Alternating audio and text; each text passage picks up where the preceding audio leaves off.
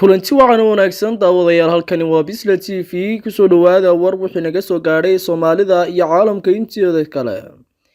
Qodobada aad warka ku daawan doontaan waxa kamid ah guddiga doorashada Puntland ayaa waxay diideen in gabi ahaanba dib loo dhigo doorashooyinka soo socda. Maamulkaasi Puntland beerta kobcinta dhirta iyo dabeecadda ayaa Somaliland markii ugu horeysay laga hirgelinayaa. Madaxweynaha Hirshabelle waxa uu ka hadlay doorashada aqalka sare iyo dad beeraley ah oo dhawaan lagu dilay deegaanka Kabxanley. Wasiirka amniga Galmudug oo digniin u diray dadka lacagaha siiya ururka Al-Shabaab. Indonesia markii ugu horeysay ku guuleysatay inay dib u soo celiso shaqaale kalluumaysi oo dalkeeda u dhashay oo ku xanibnaa xeebaha Puntland. Ururada siyaasadda Puntland ayaa sheegay inaanay haysan dhaqaale ay doorashada ku galaan. Qodobadaas iyo kuwo kale ayaa daawan doontaan intay socoto xilitabinteena wareed imika aadsan u diyaar garooba. فافاهنت وركا ودميسترن بسم الله الرحمن الرحيم السلام عليكم ورحمة الله وبركاته كلانتي وعن أو هناكسن داودياشي قيمها أي قدرين تنقمدنا وهالكني وشانل كبسلة تي في oo kala socon doontaan warar sugan warbixin xasaasi iyo barnaamijyo aad u xiiso badan kuwaasi oo ay kamid yihiin barnaamijka dhalinyarada haweenka iyo arrimaha bulshada daawadayaal aad baad u mahadsantihiin asxaabteena ku xidhan channelka sidoo kale waxaanu ka codsanaa asxaabta nagu xidhnay inay channelka noo saaraan like-ta share-ta iyo subscribe-ta waxaad nagala socon kartaan bartaan ku leenahay baraha bulshada sida Facebook YouTube iyo Twitter balanteenu markasta waa channelka Bisla TV guddiga doorashooyinka maamulka Puntland ayaa maanta ka hor yimid dalab ka yimid ururada siyaasadda Puntland kuwaas oo doonaya in dib loo dhigo doorashooyinka dowladaha hoose ee nidaamka xisbiyada Puntland. Gudoomiyaha guddiga doorashooyinka Guuleed Saalax Barro shir jiraayad ku qabtay magaalada Garowe ayaa ka dhawaajiyay in aanu waxba iska bedeli doonin jadwalka doorashada isla markaana aysan aqbali doonin wax dib u dhaca oo doorashada ku yimaada. Gudoomiye Guuleed ayaa sheegay in ururadu sheegeen in aanu jirin duruufo xilligan keeni kara in dib loo dhigo doorashada wuxuuna cadeeyay ururkii aan doorashada diyaar u ahayn in aysan ku qasbayn. dhinaca kale ururada siyaasadda ayaa ku gacan saaray go'aanka guddiga doorashada waxaana lagu wadaa inay soo saaraan mowqifka ay ka qaateen arrimaha doorashooyinka iyo cabashooyinka ay qabaan. ururada siyaasadda Puntland ayaa ka cabanaya dhaqaale xumo iyo saameynta doorashada federaalku ku yeelan karto tan Puntland. doorashooyinka dowladaha hoose ee Puntland ayaa la qabanayaa bisha 10aad dhamaadkeeda ee sanadkani waana doorashooyin tijaabo oo lagu bilaabi doono nidaamka xisbiyada badan ee Puntland.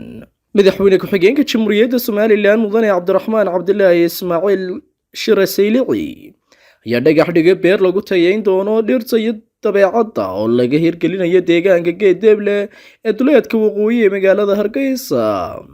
Khadra Umar Xasan oo ah haweeney u dhaqdhaqaaqda xuquuqda haweenka iyo la dagaalanka gudniinka hablaha isla markaana muddo dheer ka shaqeynaysay hirgelinta beertan ayaa sheegtay in beerta lagaga shaqeyn doono soo celinta dalxiiska dhirta iyo dabeecadda. wasiirka deegaanka Somaliland Shukri Xaaji Ismaaciil Bandare ayaa sheegtay in beertan noqonayso tan ugu weyn geeska Afrika ee ilaalinta dhirta iyo deegaanka. madaxweyne ku-xigeenka Jamhuuriyadda Somaliland ayaa isna geestiisa sheegay in Somaliland dalalka dariska kula tartamayso dalxiiska iyo deegaan wanaagga waxaanu sheegay in beertan noqonayso tii saddexaad ee laga hirgeliyo geeska Afrika. beertan oo lagu magacaabo Geedeble Botanic Garden ayaa noqonaysa tii saddexaad ee nooceeda ee laga hirgeliyo gobolka geeska Afrika waxaana hore beero noocan oo kale ah u lahaa wadamada Suudaan iyo Itoobiya. madaxweynaha maamul goboleedka Hirshabelle Cali Guudlaawe oo shalay dib ugu soo laabtay magaalada Jowhar ee xarunta gobolka Shabeellaha Dhexe ayaa ka hadlay in dhawaan si rasmi ah maamulkiisa uu bilaabi doonaan doorashada xubnaha ku metelaya Hirshabelle baarlamaanka aqalka sare ee Soomaaliya. Guudlaawe ayaa sheegay in doorashada ay u qaban doonaan si xor iyo xalaal oo ay cadaalad ku dheehan tahay xilli maamulka Hirshabelle uu yahay maamulka kaliya aan wali wax doorasho u sameyn xubnaha aqalka sare ee deegaan doorashadoodu tahay Hirshabelle. madaxweyne Guudlaawe ayaa sidoo kale si adag uga hadlay dadkii shacabka ahaa ee beeraleyda ah ee dhawaan lagu dilay deegaanka Kabxanley ee gobolka Hiiraan. waxa uu sheegay Cali Guudlaawe in marka hore uu tacsiyadeynayo qoyskii qaraabadii ay dadkaasi ka geeriyoodeen isagoo ka digay in colaadda u dhaxaysa labada beelood ee aanooyinka qabiil isku dilaya inay sii dheeraato. madaxweynaha Hirshabelle ayaa hadalkiisa ku daray in maamulka Hirshabelle diyaar u yahay inuu gogol nabadeed dhex dhigo dhinacyada ay colaadda ka dhaxayso isla markaana ugu baaqayo inay wada hadal ku xalliyaan wixii tabasho oo ay kala qabaan si aanan dhiig dambe u daadanin. Wasiirka wasaaradda amniga maamul goboleedka galmudug ay isla meel dhigeen iskaashiga sidii loo soo afjari lahaa dagaalamayaasha al-shabaab ee ku sugan deegaano ka tirsan koonfurta maamulka galmudug. wasiir fiqa ayaa sidoo kale sheegay in ciidamada Puntland iyo galmudug ay ka wada go'an tahay la dagaalanka al-shabaab oo uu sheegay in awoodoodu ay tahay mid aad u liidata. gabagabadii wasiirka wasaaradda amniga dowlad goboleedka galmudug Axmed Macalin Fiqi ayaa uga digay dadka shacabka ee lacagaha siiya dagaalamayaasha al-shabaab, isla markaana sheegay in dadkaasi lala xisaabtami doono.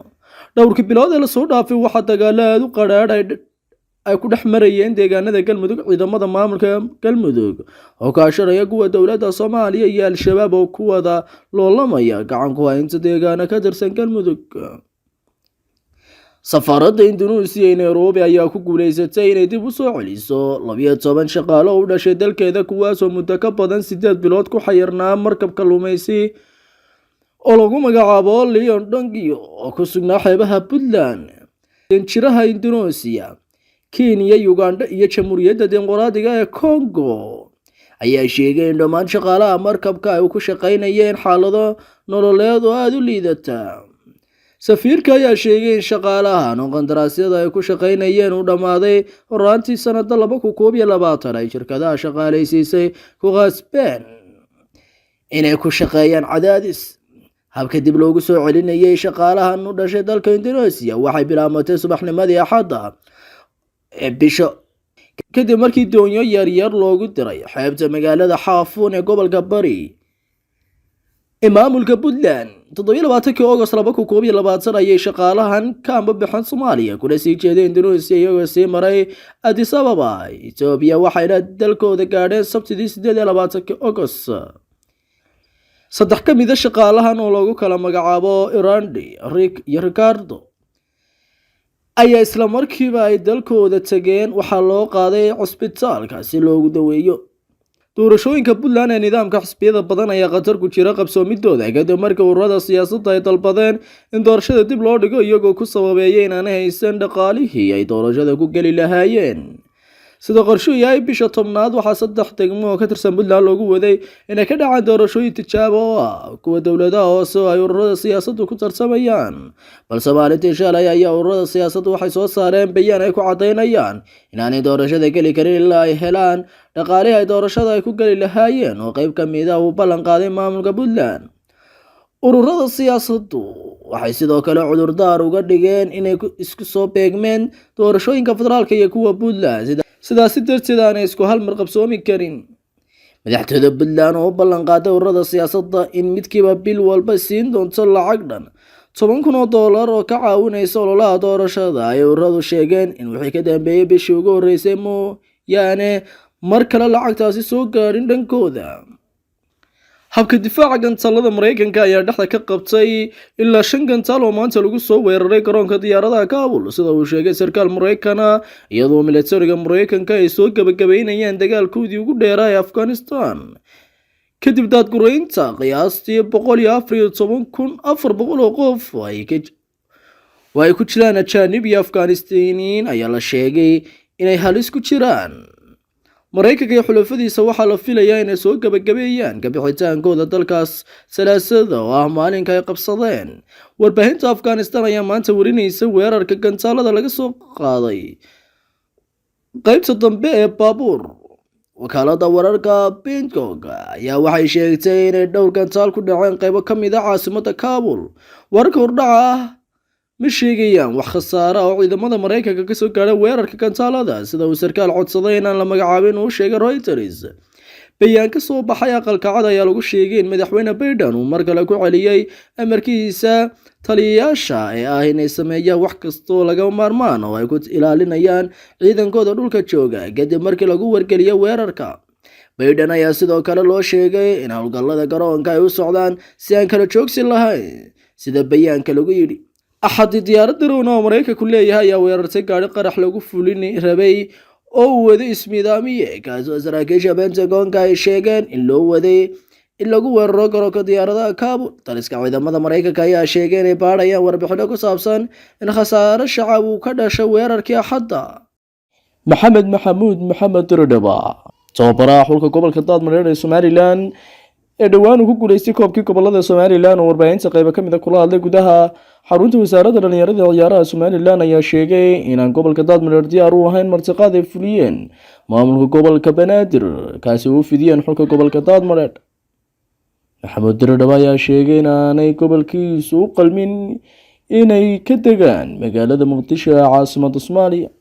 waa tahay daawadayaal intaas ayaan kusoo afmeerayaa warka Bisla TV intaan ku kulmayna warkan iyo wararka xigaba waxaad kaga tegaynaa sidaasi nabadgelyo kulanti dambe oo xiiso leh.